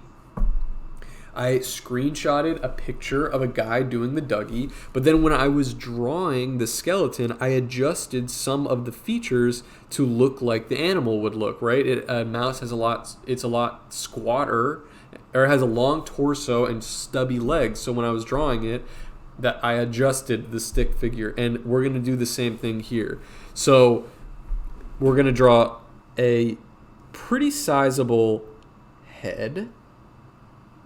If you're drawing in pencil, okay, you follow along, but this will also help people even if you're not drawing in pencil, just to see where everything's going to go. Shoulders, okay, we always draw shoulders when we're drawing our stick figures. And then we've got a long torso, longer than what's in the image here.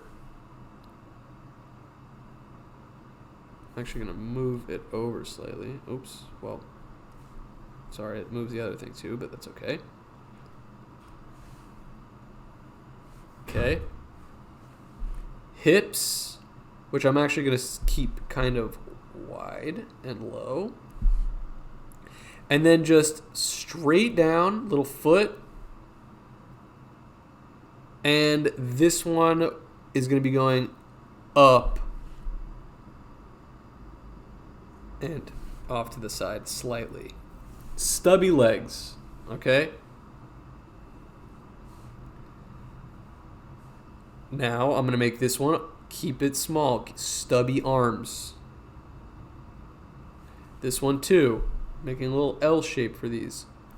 Stubby arms. He's got a long torso and little arms. And even we're going to kind of round out a lot of these when we actually draw the guy. So, But you see how the two stick figures look different? One of them is because I drew a person, and one of them is because I'm drawing an otter. So it's going to look a little bit different. The shape.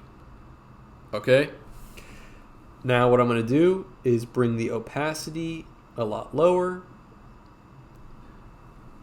mimicking as if it was a pencil, and then I'm going to create a new layer. Now we're going to go over it in pen.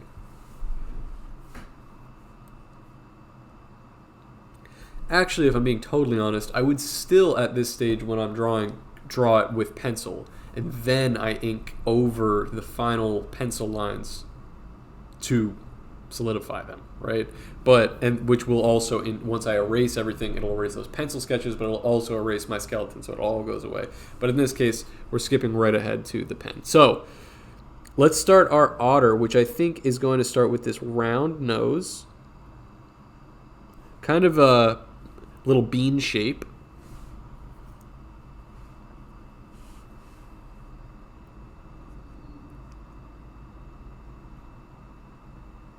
Actually, zoom in a little bit so you guys can see better.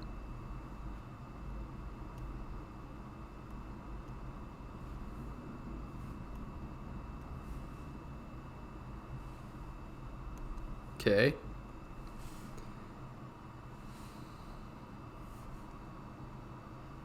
Next, I'm going to make a curve, like a little C, for his little lip. And there's another one, which is going to come around this way. And they've kind of got like these chubby cheeks, so I'm making it fairly wide.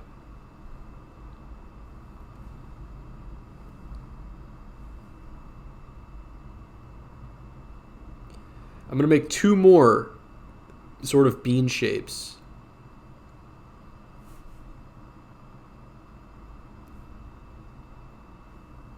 Which are just the little eyes.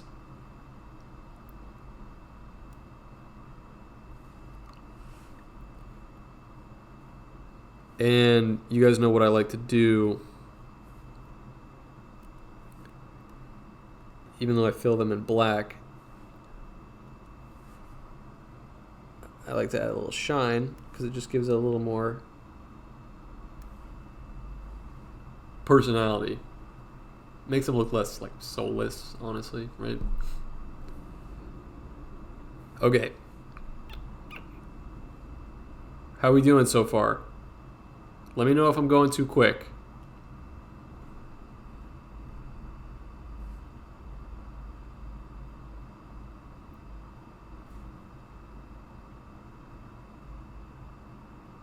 See the vision?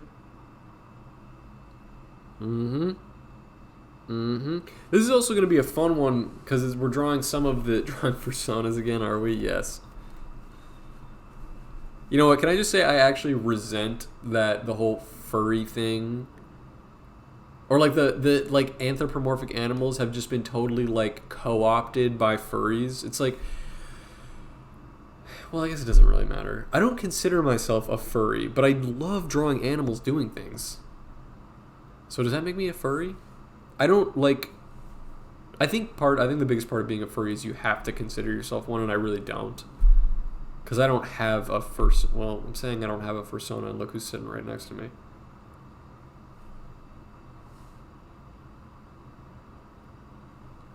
Question: do the animals pay taxes? They should, or they're going to jail. Furry adjacent. But it's like, name a human. Like, is there really people out there that are just like, I don't like funny animals doing things? Like, no, that's everyone. Everyone loves looking at a cartoon of an animal doing something. It's like the most timeless version of a cartoon is like an animal doing a human thing. Got an ad? Everyone shut up now. Everyone is in an ad. Funny animals doing stuff is a cornerstone of modern society. It's true. I think it has to be sexual to be a furry thing. Now, I think a lot of furries would disagree. I think a lot of furries would say that's not true. Yeah, look at cereal boxes. Well, Tony the Tiger, I mean, you can't even Google Tony the Tiger without finding some, like, lewd images. Trust me. Am I a furry for liking frosted flakes? Yeah, see? There you go. You might be. Okay, here we go. Oh, sorry. Are you guys still watching an ad, or are we out of the ads now? I don't want to. I don't want to get too far ahead, but I'm just gonna push forward a little bit. I'm gonna make another little bump, very slight, round head. Before you close it off, tiny ear, tiny ear. See that? If you like anime that's kind of furry, because the anime character style is based, that's kind of furry, because the anime character style is based on the idea of a cat. I don't even love anime. I'm only now just getting into, not even anime, I'm getting into manga, like reading some new manga. I read Mob Psycho, not all of it, but a lot of it. Amazing. The guy who writes Mob Psycho and One Punch Man is like a fucking giga genius. I literally, actually one of my like biggest inspirations, and I don't even know who the fuck he is. I think he's like anonymous. Reading Mob Psycho was like a huge reason that I finished Druzy in the first place, because I was like, I can do this. Mob Psycho is just insane. Not that I can write at the level that he writes, and his characters are just amazing, but like his just like, he has such like an like off the cuff, like shoot from the hip style, which is just like amazing and untrained, but it's like beautiful. I love him so much. And then I read the Sin City graphic novel. Holy fucking shit, man! That is like that was incredible. I literally read it and then reread it immediately. If you guys have not read Sin City, like the graphic novel, fuck the movie. I mean, the movie was whatever, but like the graphic novel, oh my god, so fucking good. Frank Miller, who apparently, I don't know if one of you guys told me, has said some fucked up shit. I love the movie. I mean, I knew when I saw the movie that I had to check out the graphic novel, because they made so many choices to make it stylized the way that the comic is drawn. And so I was like, I really got to see this comic, and I got it. Let me tell you, it did not disappoint. It's like art, like amazing art, and great writing, just like great characters, great art, so good. Finished that, and now I'm reading. I'm like maybe a quarter of the way through on this manga called Homunculus, which I was sort of recommended to online. I wanted to get more into manga because I just know a lot of people really love it, and it does inspire me a fair bit these days, because I'm trying to like branch out and get weirder and more, bold in my drawings, and manga definitely pushes the envelope in a lot of their stuff. So Homunculus was this one that was recommended to me online. It's kind of like a psychological thriller, and I'm really enjoying it so far. I'm really early into the story, so I'm not exactly sure where it's going yet, but it's very cool. Amazing art as well. Have you read the Boys comic or Preacher? No, I have not read that. But I'm always looking for recommendations. Like, I'm reading a lot more. I'd highly recommend the Doro Hidoro manga. Yeah, that was also recommended to me. I would like to check that one out as well. It's like I'm putting a lot of these on my list. Notice, by the way, I drew another little C for his ear. And notice I drew it before I drew the head, because now I'm going to make his long, flat head. Remember to keep this. Weirdly enough, is one of the most distinguishing features of the otter, is that they have a really flat, sloping head. There's nothing up top here, so keep it flat, slightly curved, not like perfect flat, but low. And then, boop. I'm just gonna bring that in right here. Sick art in the Doro Hidoro manga. I will definitely check that one out. Maybe I'll put that one next on the list after I finish Homunculus. Junji Ito is, Junji Ito is fucking amazing. We have a bunch of his stuff too. My girlfriend is like a freak about Junji Ito, so we have a bunch of Junji Ito books too.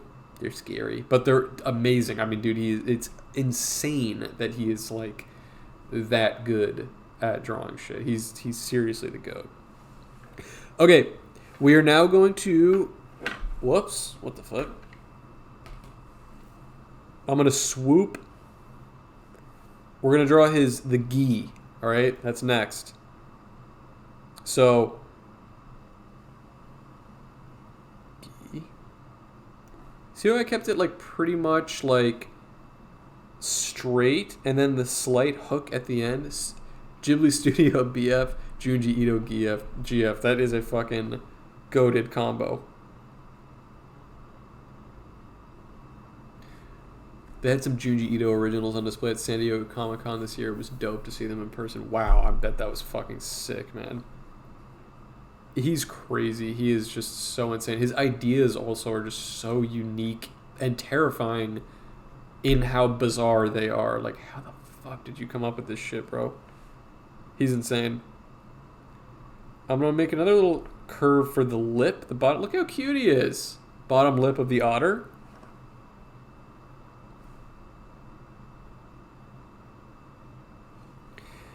And then another just sort of straight line, actually, that's maybe a slight curve at the end, which is just coming up to here. At the chin. The other thing that we definitely want to do is add whiskers. You can really kind of go overboard with the otter whiskers because they have a lot of them. Put some here too.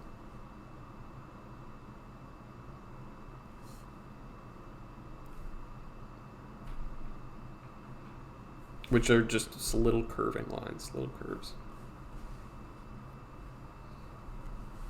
Okay, we're going to move along.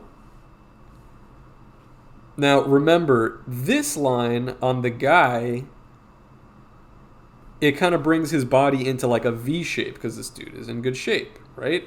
This otter is not going to look like that. We're going to get a little creative with the shape because the otter is going to look a little bit chunkier.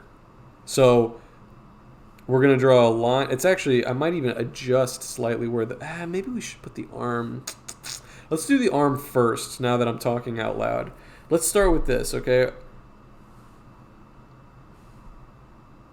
Start with this. Yeah. We're going to go straight line with a slight curve.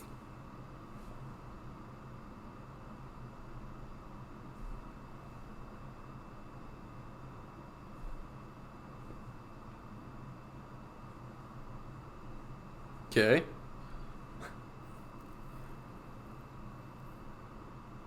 Your otter looks like he's got a butt on his face. That's good. That's what it should look like. And now watch how I do this. I'm kind of just going to have fun with the folds in the clothes. That's what I'm doing.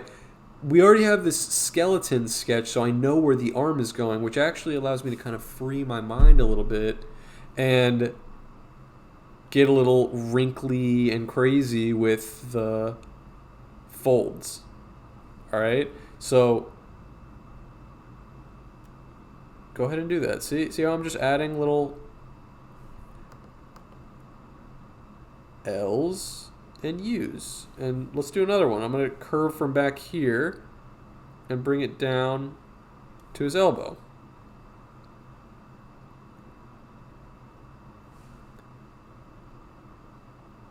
And look, I'm even going to get a little wacky with this.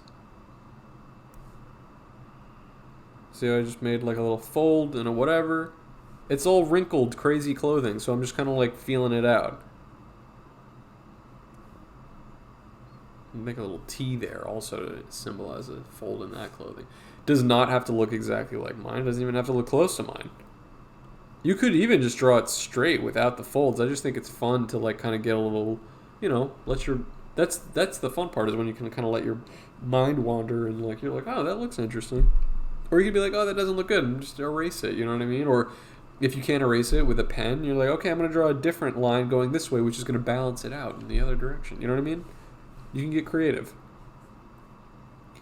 All right, very easy hand we're going to draw right now, okay? I'm going to show you. Very easy. Little bit of room. I'm going to draw a straight line. Flat. Give it a little, like just a centimeter from the arm here. Curving in. See how I did that? From the center of the line. C shape.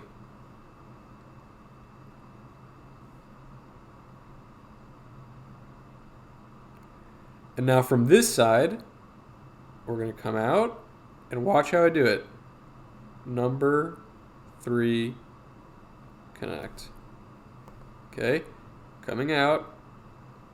Number 3, connect. One more time. Number 3, connect. What did I do? I'm gonna pull up the commandments. If people keep saying that theirs looks like Pooh Bear or some other shit, or they have a butt on their face, I'm pulling up the commandments. I don't want to hear it. I'm sure that's not true. And to be fair, otters do look like bears. Lean into it. Lean into it. Sorry, my bad. Okay, zoom out a little bit here. I think it's going to come together with the legs here. I'm feeling it out too. I'm like, all right, does this look like an otter? So. Okay, let's see. Let's go. He needs a black belt. I think that's the next thing. So we're going to go. Watch this. It's going to intersect with where this collar is coming down. See how the collar folds all the way down? I'm going to make a C shape, which is going to round the torso, the lower part of this torso, the abdomen area. To there.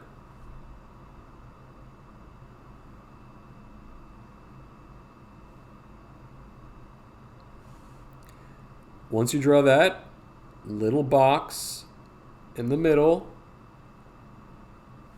see that? Just drew a little square.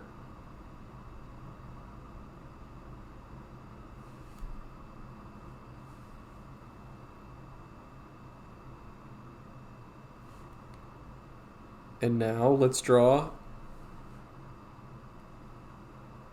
the bell. Rectangle, that part's hanging off.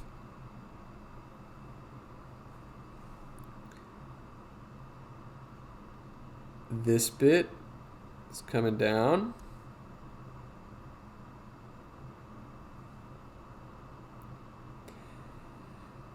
And actually you can get kind of creative with this. Watch this. From the center, right where it peaks, the arch, connect that.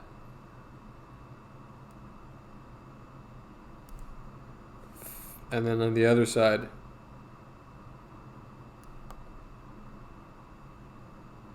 curve to here. So it looks like it's flipping over. You see how we did that? That's a little complicated. So if you don't get it, or you don't feel comfortable doing that, you don't have to do that. But it's a nice little trick. And actually, this is part, because it's a little bit of an optical illusion. This is also in part going to help when we color it, because we can make them different colors. You know what I mean?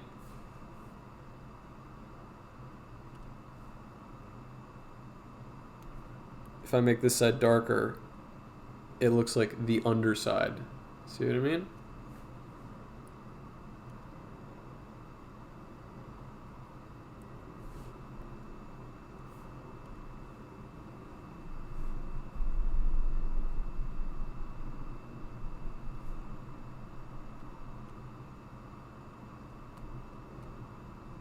Kind of getting ahead of myself, but I'm just having fun here. He's really coming to life.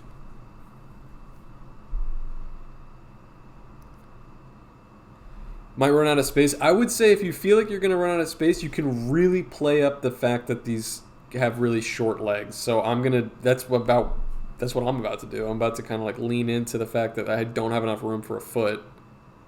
And I'm going to just make it have like a really squat looking foot. All right, here we go.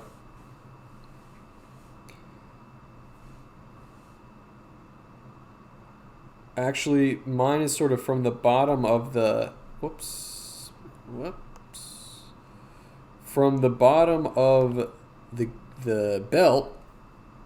Yours may not necessarily be here, but you can at least visualize where this is going to go. I'm going to draw a straight line, and then a curve for the bottom.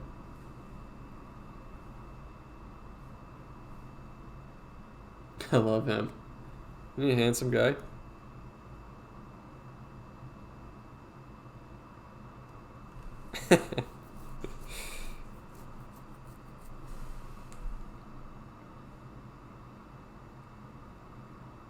Oh.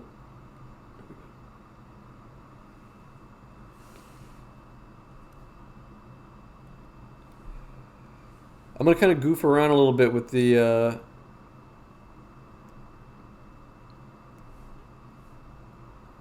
pant legs. See, I'm just drawing these kind of like curving, sort of like raggedy like lines going up like that, and make sure that it tucks. Oh, this is the part that I almost forgot.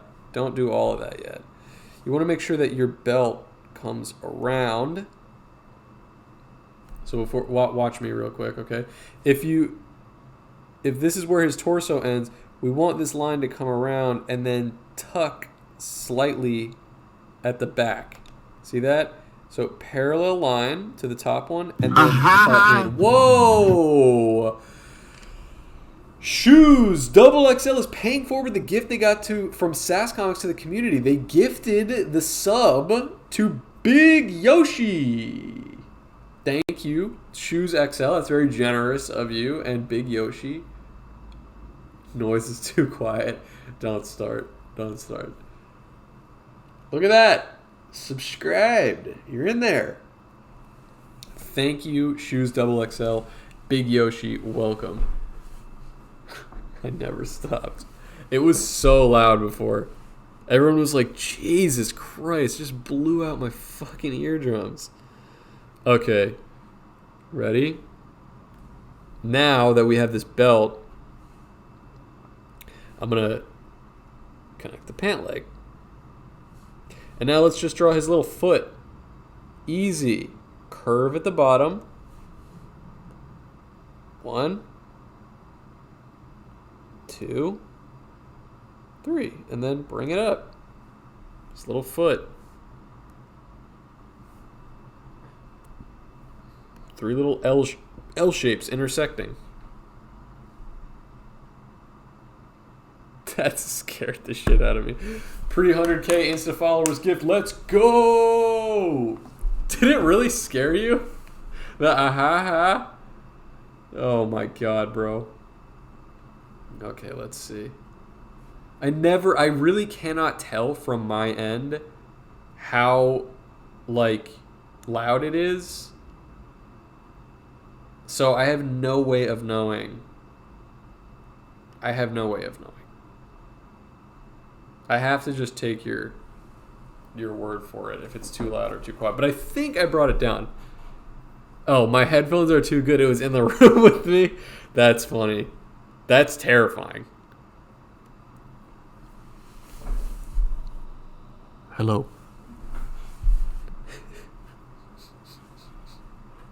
Did that sound like I was right there in the room with you?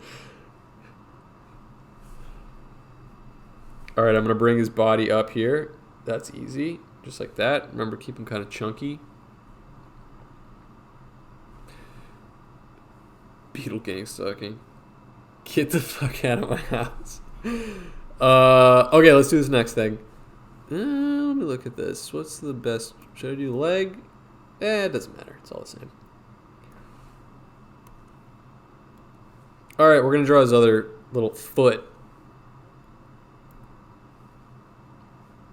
Okay. Curved line at the top. And now this one I'm actually, because he's stretching, we're thinking about the clothes are stretching out, right? We're actually going to see a little bit of his ankle on this side most likely because of the position that he's making. So this one I'm not really going to do wrinkles the same way I did in this one because it's not sagging the same way. But what I am going to do is make it slightly splayed out. See that? Straight line and then a slight curve as I'm reaching this second pant leg. And then same thing here. I'm going to basically keep it mostly straight just to there. And also bring that belt around.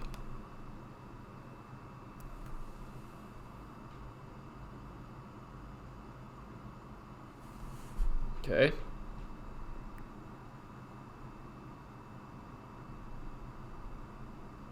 How are we doing so far?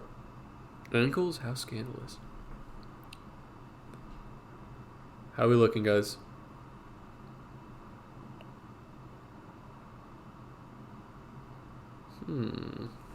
What's next? Okay.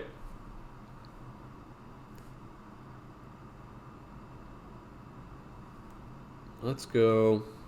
Yeah, let's draw that little foot. It's actually kind of facing us. So we're actually going to go give him like a little bit of an ankle.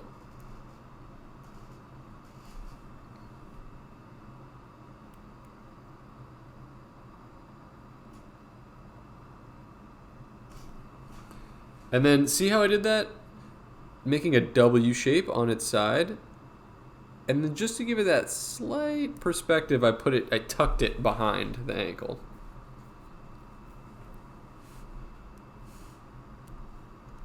Just like that.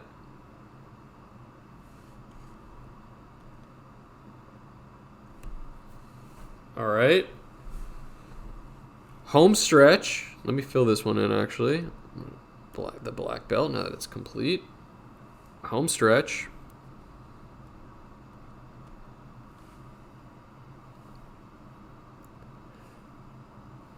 I'm going to draw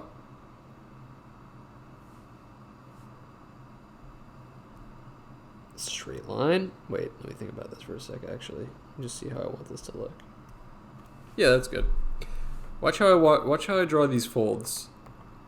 I'm actually mimicking kind of, I wouldn't have known to draw them this way, but I'm mimicking sort of what the guy's gi is doing in the photo here. So I'm actually drawing a straight line, picturing where the fabric is falling,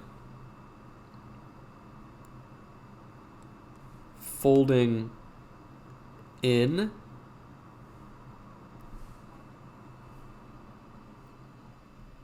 straight line,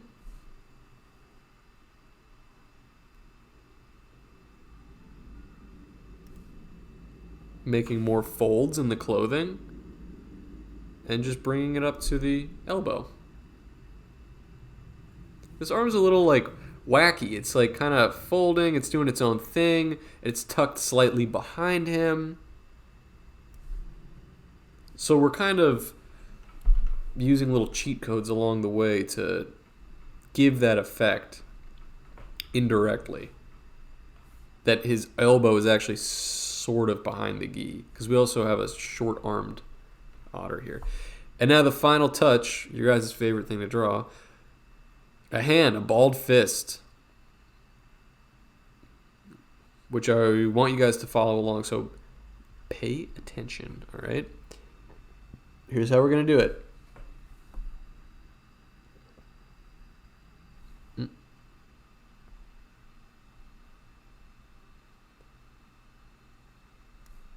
Here's how we're going to do it. Give a little, just a hair of room, tiny, tiny bit of room between the end of the cuff, and you're going to draw this curly Q.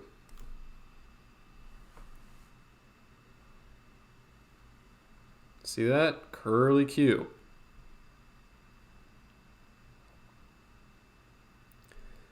Then, from the cuff link, around. It's weird how stubby the arms are to me. If you want to adjust yours to look slightly different, you're absolutely free to do so. I mean, I tried to keep it. We also are going to draw a tail, which I forgot to include into the thing, but this will be easy enough to add at the end, which I think will definitely tie it together a bit, because it's going to be long. Curve, right? Little C shape. Keep it kind of slim. And another C shape.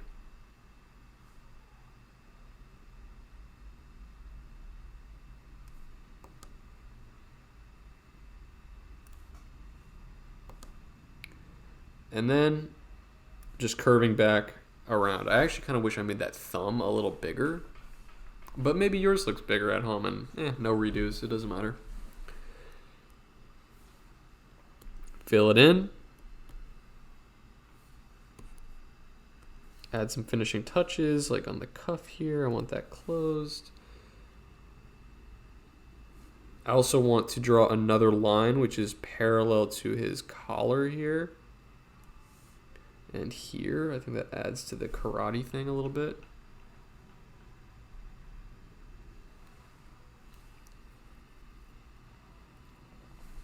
Now I can erase my skeleton.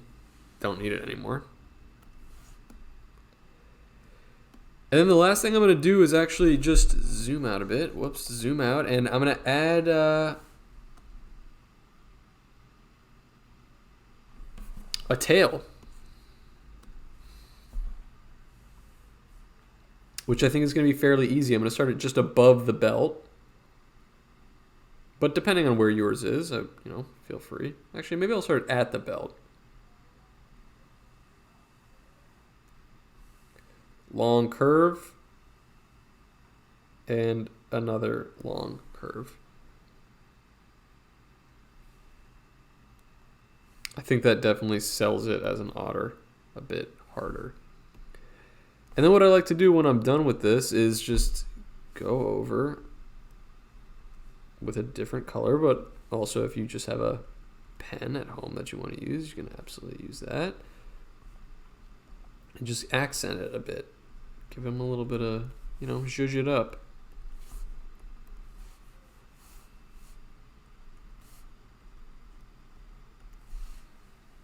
Make them look a little bit more ottery.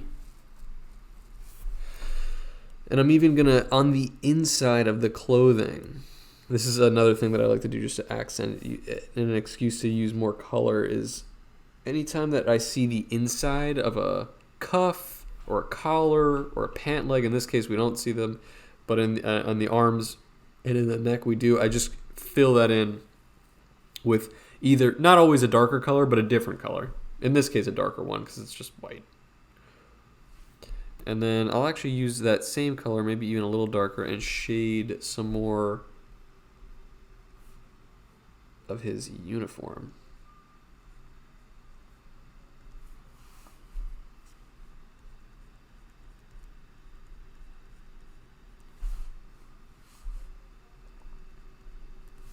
Which actually can be used to create more of an effect of wrinkles, folds.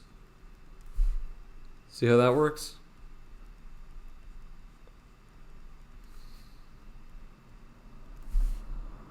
Nice.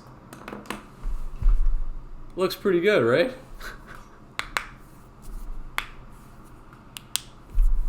How's everybody's look at home? I'm actually pretty happy with how mine came out. How we all doing? Getting there? Handsome? Fuck yeah. I love how mine looks. Dude, hell yeah. I'm really excited. Very excited to see all your guys' in the thing. A little stuck on the top hand. You want me to redo it maybe? Let me see if I can draw another one for you up here. Let's pretend we're doing another one right here. So here's the cuff. I would actually do it differently this time. I would make that thumb bigger. That curve that I made, I would bring all the way almost to the bottom of the link here. Oh, you're good. Just practicing getting. I'll do it again just in case somebody else was also having trouble. Curve for the thumb, then one upside down U, then a C shape connecting, and a final C shape connecting. And then all you need to do is kind of add that meat to the back of the palm. This one honestly looks a little bit better than this one, but I think it's just because I drew that thumb too small. It's not really, it doesn't really bother me, but when I look at this one, I'm like, oh yeah, this one's better.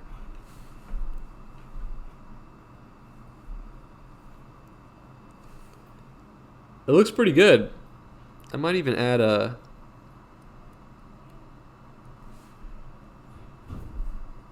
shine on the nose here. That looks cute.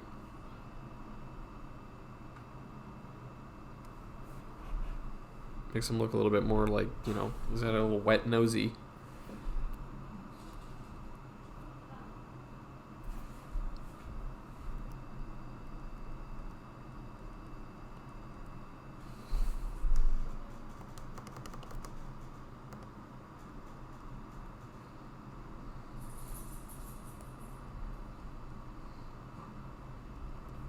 Kind of fun to draw the extra little like colors and lines and fill them out a bit.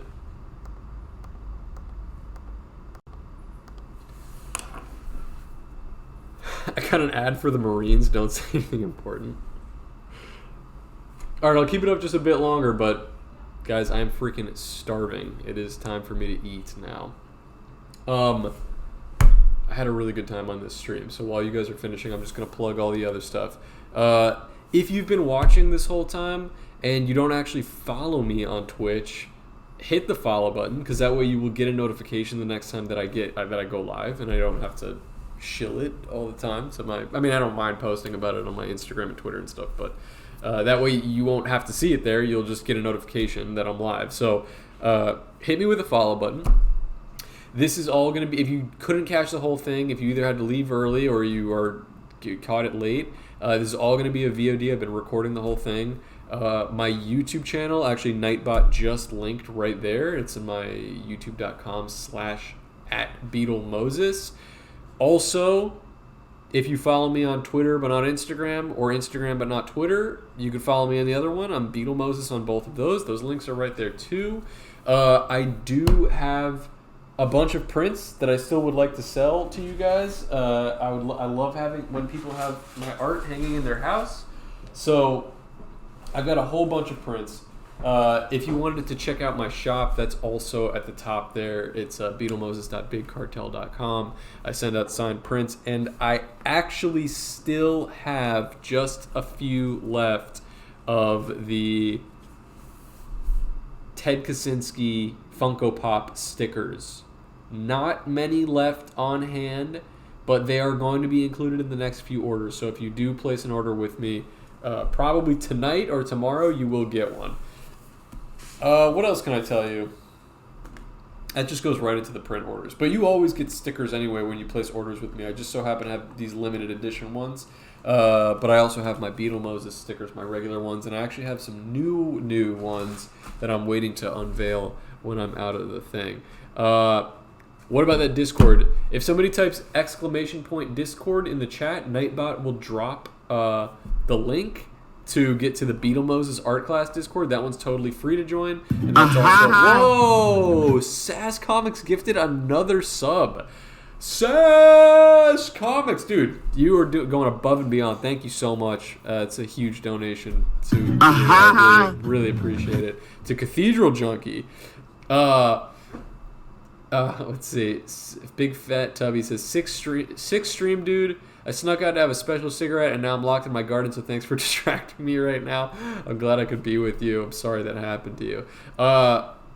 If somebody types !Discord, somebody wants to share that Discord link in the chat, that way Nightbot will drop the link, which is totally free to join, and that's where everybody's going to be posting their art. And so everybody, you get a ton of likes and exciting stuff on there too. And I'm going to see it. I love seeing everybody's drawings on there.